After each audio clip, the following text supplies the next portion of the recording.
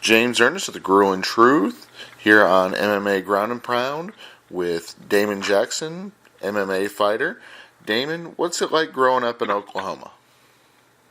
Oh man, it's pretty nice. I like the outdoor stuff, so I like to go fishing, do all the outdoor stuff. So it's always available in Oklahoma. So, but yeah, I mean, I actually grew up playing baseball. I didn't really even think about fighting and wrestling or anything.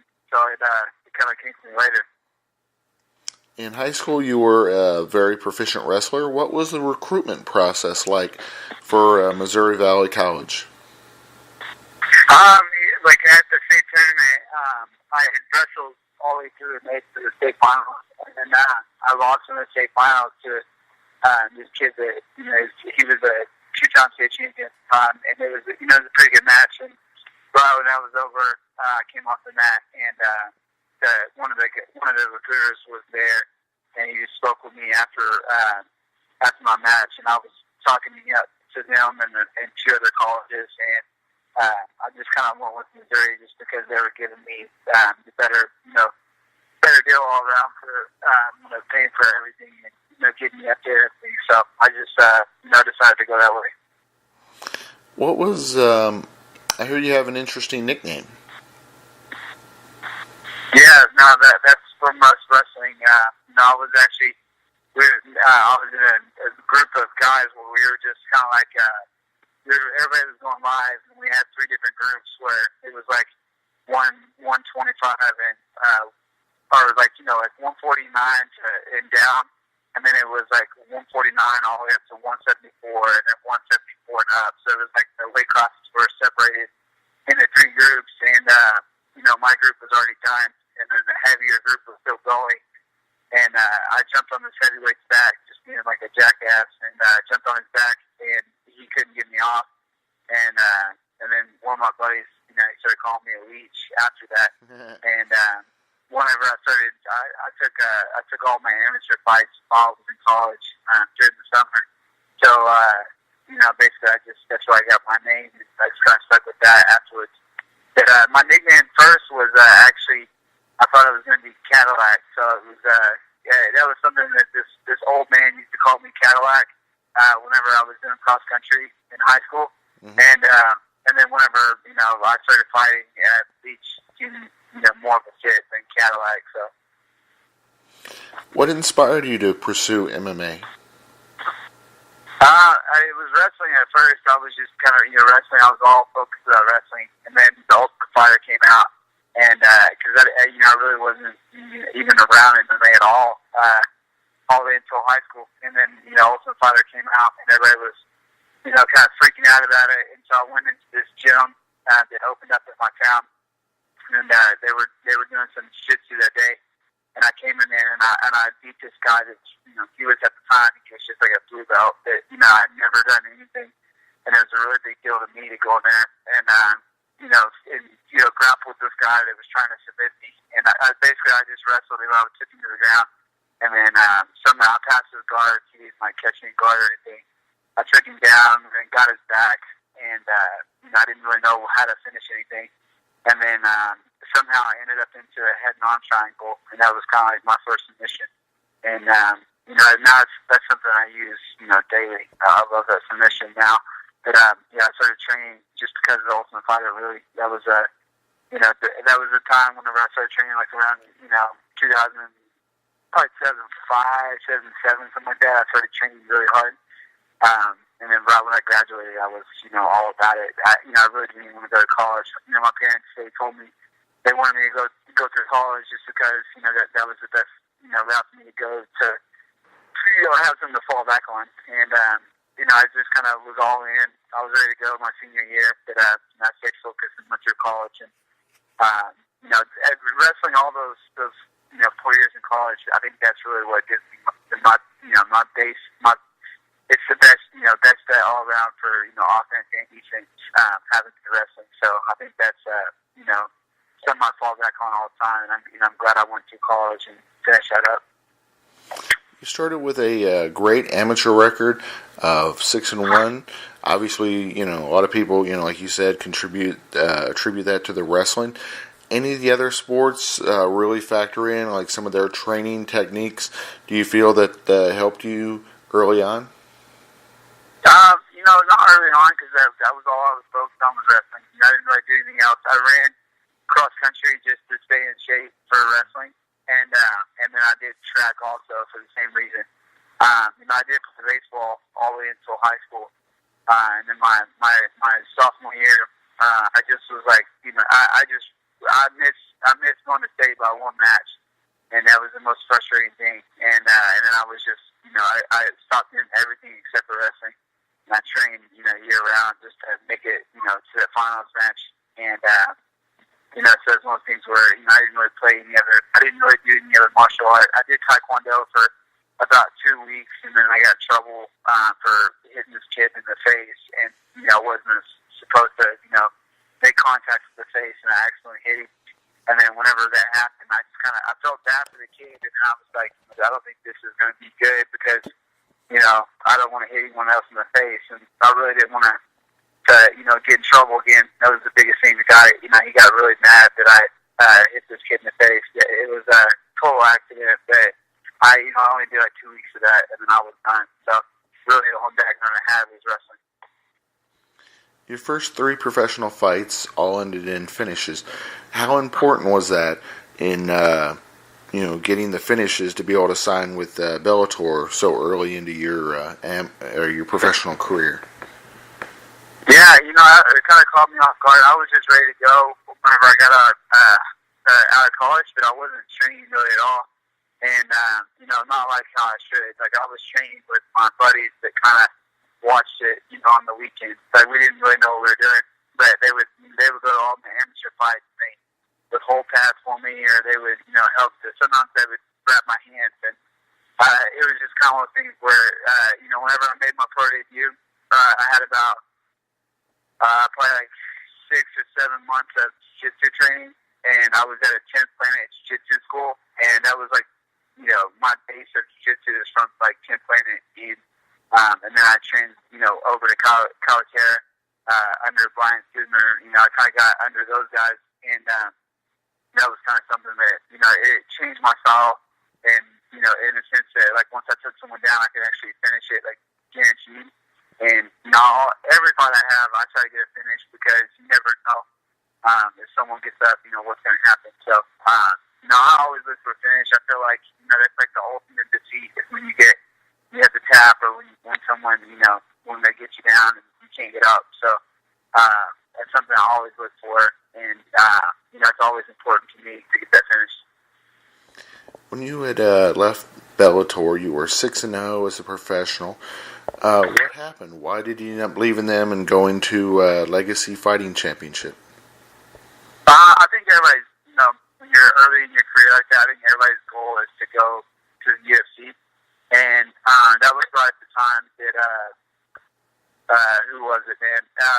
Michael Chandler was having like a real, issue with getting out of his contract. And so the first time that I fought for them, they sent me just a 1-fight deal.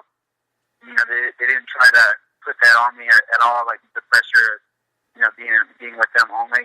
And so they gave me a 1-fight deal. I sold like 200 tickets. I had on the contract that I was supposed to sell 200 tickets, and I sold 180. And they made me come out of pocket for the 20 tickets that I didn't sell. And so my dad went out and hustled the tickets and sold them right before the show started. That I was going to end up losing like $1,500 because I didn't sell 200 tickets. And so whenever they did that, I was kind of like, man, like that's kind of messed up. That I'm just a young fighter and don't really know what I'm doing. And I didn't even have a manager at the time. And I contacted them. I was like, hey, you guys are fighting close to my hometown. I would love to be on the card. And I really didn't think they were going to, get me on the card, but they got me on the card, and because I promised I would sell 200 tickets, and put that on my contract. But I sold 180 and couldn't sell the last 20 for whatever reason, people fell out or whatever, and they were going to make me pay for it. And then after that, I just kind of like I didn't want anything to do with them, and I still to this day kind of have some beef with them. I don't really care for how they run things. I know they got a new guy backing them up, but it's just kind of like gives that bad taste in my mouth. And I'm still working back towards the UFC. I'm not trying to make a pivot and go to Bellator. If I don't make it to the UFC, I'll be fired for LFA until I'm done fighting. Yeah, that is ridiculous. I mean, shoot, your job's there to fight. You're not supposed to be the ticket breaker. Exactly. So I agree with you. Yeah. Yep. So when you left there, why'd you choose Legacy Fighting Championship? What stood out compared to some of the other organizations? Yeah, well, the biggest thing was like the UFC was kind of came in and they bought out Strikeforce, they bought out WEC and all that stuff. So it's like, those were kind of coming to an end as I was, really getting started. So I looked at, just on TV, like what kind of fights are on TV. And so I looked at Legacy. There was another promotion at the time that was on Access TV. And then really it was just the Ultimate Fighter and Ultimate and then the UFC. So whenever I looked at all those options, I really didn't think that there was really a strong option. And except for Legacy, because they fight, they were coming to Dallas about 2 to 3 times a year, which is always great because I can fight at least 2 to 3 times because I know I can sell tickets. I know that they're gonna want me on the card. So I came down here. I moved down from Missouri to Texas after my first Bellator fight. I made the move to Texas because I called McManus and I was like, hey. I'm a local guy from the area that I'm, fighting out of Missouri right now. Is there any gym down in Texas that, that would help me, get onto your card? Like, if there's like a tough enough gym down here that I can get into, and that you could like get to meet me and know who I am, so I could fight on your card. And so he recommended me go to SAF, which he at the time he was at Octagon MMA, and then we made it. We just now made that move over about a year and a half ago over to Fortis. But at the time we were at Octagon, and I started training there, and I met Nick a few times, and I didn't get to fight on the first card that they came down here like after I had moved, and then I took a real short notice fight down in like Midland, Odessa, and he was there, and then he asked me if I wanted to fight on the next card whenever they were coming in, so I just kind of got my way in just by making a call to Nick, and he told me to go to this gym and get under this coach because this guy knew what he's doing. So I made the move down to Texas and got in with the gym, and that was kind of like one of the things where that decision was kind of what sent me on my way into Legacy. That I really thought a lot of Legacy and the way they ran things. So I wanted to be down here. Up in Missouri, there's not a whole lot of options for, big promotions or anything like that. So, it's really the only option was going to Legacy. It's commendable taking a last-minute fight and all. And unfortunately, that's how a lot of times it feels. The story starts with UFC. But do you feel that had a negative impact on your debut, being the last minute? Yeah. No, I think, any loss is negative. It's because it's like, at the time, everybody kind of respected me for taking the fight. They're like, oh, yeah, that's great. You're taking a short notice fight. It's a pay-per-view card. That's great. Whatever. And then, about 2 or 3 months later, after everything kind of settles down, everybody forgets that you took a short notice fight. It's just a loss in your record. So, at the end of the day, it's definitely, it's something that I'm not proud of. I took the fight. And I know for a fact that there's no one at their career, like in that situation, that would turn that down. Like there's no one, no MMA fighter that is, 9-0 or 8-0 that's going to turn down a call from the UFC. So, when I got the call, I just fought Rene Garcia. I had a lot of hype on my knee because I finished him really quickly, and I was ready to go. In their eyes, I was ready to go. They thought I was, a good, solid fighter all around. And really all I had was wrestling and jiu-jitsu. I still at the time, I wasn't training my boxing at all, really. I was just kind of sparring once a week. And then I didn't train any of my Muay Thai. I was just doing that about, once every 2 weeks.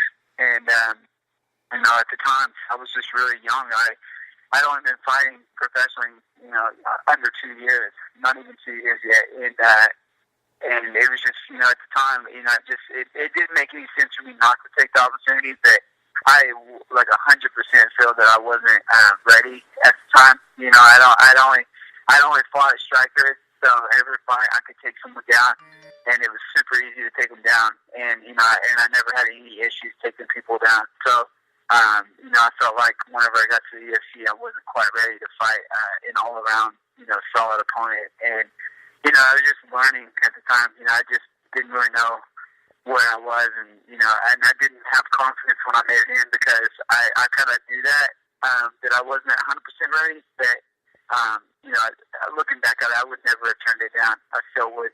I wish if I would have went a different way. But you just gotta learn from it and move on. And I'm 10 times the fighter that I was when I first started, and I'm happy with that right now. That I'm not happy with having to take these fights where I walk out there and I look across the ring and the guys like halfway scared and their body like is all jiggly, they're not in shape. Like I look at these guys and I know that I'm on a different level and I can fight anybody at my weight class or at 45, and it's really frustrating to have to fight someone that's not as prepared as I am, or that is not, they're not all in as much as I am. And I know that every guy in the UFC is kind of, they're all in. This is what they do 24/7. They train, they eat, they go back to training, they go back to training. Like, they train all day. And that's what I do. I train twice a day, sometimes 3 times a day. And, I stay ready for anybody, for any fight. And, and I feel like I haven't gotten my last couple opponents have been kind of push over opponents, and I'm just ready to fight tough opponents and get back in the UFC and where I feel like I belong.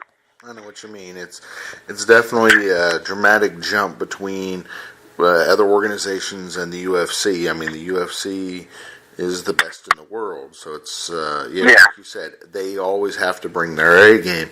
Where in some other organizations, like you said, some of the fighters, So yeah, you never know, man. Like there's a lot of talent outside the UFC that it seems like like it's, I don't know if it's a mental thing or what it is. They like people don't train as hard until they get a big fight, which is outrageous to me because I kind of felt like growing up that everything you're doing is that's the next big thing. Like whatever you have coming up is the next big fight or the next big move in wrestling or whatever it is. Like, it's not something that it's everybody. It's so cheesy to say it. It's like the journey on the way up is the most important part. You learn so much from it, and every opponent is different. And every opponent brings different strengths and weaknesses. And I hate whenever I come into a fight and I feel like I can beat someone in like 2 or 3 different ways, and they can only beat me in one way. And I feel like the fights don't get as much respect unless you're fighting in the UFC, because then everybody's kind of equally matched. And that's what I want to get back to. That's my goal right now is to take another fight and get back in that direction. Tell us about the impact that your coaches have on your career and just how they've helped you develop. You mentioned, not being as focused on Muay Thai and boxing originally. Has that changed? Because whenever I first started, my coach was he was all about jiu-jitsu. That's all he did. He didn't teach MMA. Like the gym that I was training at was just a jiu-jitsu gym. So it's one of the things where it wasn't his fault because that's what he knew. Like he just taught me. He taught me some awesome things on the ground, and I was like, hey, I gotta go somewhere else where their thing is MMA. That's why I moved down to Dallas and got to understand this. And we have at the time we had like probably 30 guys on the team, and now we have about 50, maybe 55 guys on our team. And he basically manages everyone on the team and coaches everyone on the team. And he does a great job at it, but I can't, expect to get his time 24/7. So I have another boxing coach, and that's about 30 minutes away from my gym. And then I have a guy that we're grappling with twice a week. So I've got about 3 to 4 coaches that I see weekly. That I use them as mentors also. I kind of I see what they're doing, because I'm a trainer as well. Like, I train people, I get people in shape, I put them through workouts, and then I also do instructional stuff like kickboxing, or I teach them wrestling or jiu-jitsu, whatever it is. So I kind of get mentored by these guys that have been doing this for 15 plus years, and it's really cool to see like how they train people and how they bring the best out of people. And really, I'm just kind of sitting back learning, and I feel like a lot of people, they do that when they first start, and then they kind of stay after that. And I'm trying to stick with that as long as possible. I feel like I'm learning a lot. And just recently, about probably 7 months ago or so, I started working exclusively with boxing coaches only, and I got two coaches that I work with once, twice a week. And whenever I spar, all I do is box and wrestle. I'm trying to get to where I'm very comfortable in my hands or standing up on my feet and not have to like always that panic and go into wrestling. And that's kind of something that's got me in trouble before in the past. Like how we were talking about the UFC debut. I was so ready to get the fight to the ground, that I shot in on that double and gave up my neck. So I try to get that out of my system to where I'm not panicking and shooting in, and I'm able to just kind of casually go into the takedown when it's there, and not put myself in bad position. So I'm working as much as possible. I'm working boxing and really trying to improve that. And I'm taking the kicking game out of it. When I work on one side, it's more of clinch work and more of moving people around. But it's not so much as throwing kicks more, checking kicks or anything like that. I'm really just going forward into the kick, and I'm basically clinching up with people.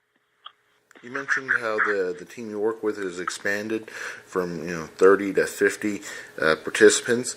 Do you feel there is obviously you, but any of the younger fighters that are that we need to know about that are going to be that next big thing?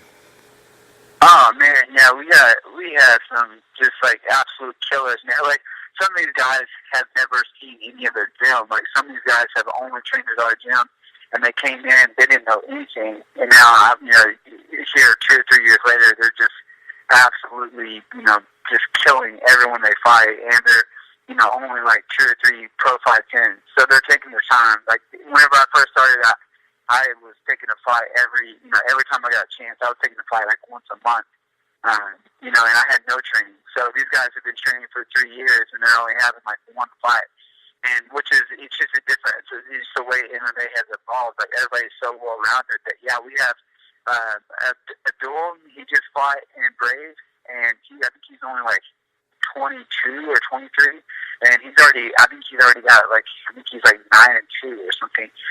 We got a kid named EJ. He's only 2-0. He's got awesome wrestling, great hands. He's southpaw, very tall. Fights at 45, and he'll be awesome. And then I'm sure you guys have heard of Miles Jones. He's only 23, about to be 24. And, he's got some killer wrestling that he never uses it in his fights because he's just willing to, like, sit there and, trade with people because he's got really good boxing. So, and there's so many other guys. I feel horrible not, throwing everybody's name out. But, there's guys that are just absolute killers, and they're under 24, which I say that's pretty young. We have guys that are younger than that, but they're, still in the amateur scene, or they're still, one, maybe 2 fights in. But those 3 guys that I said, Miles, EJ, and Abdul, those guys right there will be in the UFC the next year. And, not really a whole lot of people know who they are. And, they're absolute killers, man. They're ready to go. There's always that old joke about the dad cleaning the gun, when the boy comes calling to date his daughter, or in your case, daughters. Obviously, you don't need the gun being a UFC fighter. Do people joke with you about that? About, how are you going to be to the boyfriend? Yeah. I try to take advantage of the fact that they're all, really young. I'm with them every day. At some point, I get to see them every day, and that's always great. There's some days where I barely see them at all. But, I stay with them, and I try to put as much on them as I can. Like I rough them up a little bit, but I'm always there for them and stuff. But people tell me that all the time that one of these days they're gonna start dating. And I don't know. I couldn't imagine any of them dating at this time because they're all my oldest is only 9, so she's got about 20 more years before I'm gonna start letting her date. So I don't know, man. We'll see how that goes. I have a feeling that I'll be playing a lot of pranks on whoever it is. I'm not going to be a hard ass and try to scare everybody away, but I'm definitely going to be jacking with a lot of the kids. So I might pull out a gun or two just to get the rumors out there, and then I'll probably back off the other girls. But my oldest will definitely have it the hardest for sure. If fans are wanting to learn more about you and the places that you train, where on social media, websites would you recommend them check out? And I put a lot of the websites like that. I put them on my fan page, which is just Damon Jackson MMA, and then that's on Facebook and like on Twitter and Instagram. It's the same username. It's Damon the Leech, and it's LEECH. So you guys can go check it out there. I think you can just search my name, Damon Jackson, and I'll be like I think I'm like the only white Damon Jackson in the world. So you should be able to find me pretty easy. It seems like my name pops up pretty quick if you just search it. So I would love for anyone to follow me on there. I try to keep everybody updated on my next fights. Any interviews that I do, I put them on there. Just to have people, catch up with everything I'm doing. But, man, I appreciate the interview. Yeah. Hey, it's our pleasure. We wish you the best about getting back with the UFC, and definitely love to have you back on the show next time you're having a big fight coming up. Sounds good. Yeah, I appreciate it. I think I'm going to be fighting in May, but don't know that. I don't have an opponent or anything yet. So. Sounds great. Best of luck. Have a good one, Damon. Thank you.